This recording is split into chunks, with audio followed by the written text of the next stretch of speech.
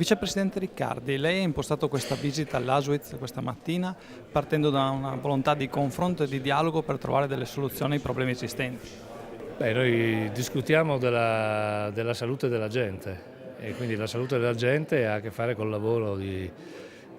tanti professionisti che ho incontrato qui a Trieste stamattina. Noi usciamo da una fase di una legittima dialettica elettorale dove ci sono confrontate idee diverse. Sono venuto qui a ascoltare le loro opinioni, rappresentando quelle che sono le nostre idee e chiedendo la collaborazione per affrontare il percorso futuro che deve soltanto migliorare quello che è il servizio della salute ai nostri cittadini. I temi sul piatto sono molti, si va dalla riduzione delle liste d'attesa all'informatizzazione del sistema. Sì, i temi sul tappeto sono tanti, ma i temi strutturali più rilevanti sono le risorse, con uno Stato che ci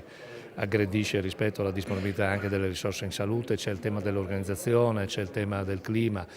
e poi ci sono i livelli delle prestazioni dei servizi che sono sicuramente i più importanti perché sono sono quelli che colpiscono maggiormente i cittadini, ma senza risolvere le altre cose diventa difficile migliorare anche questi, quindi noi stiamo cercando di concentrarci su tutti questi problemi. Lei ha evidenziato anche la necessità di rivedere il sistema però partendo dalla storia e dalle tipicità di ogni luogo.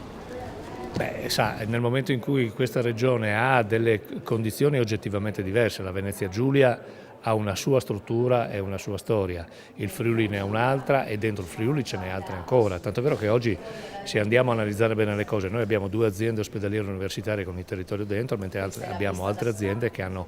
ospedali di rete con il territorio, quindi abbiamo già dei modelli che corrono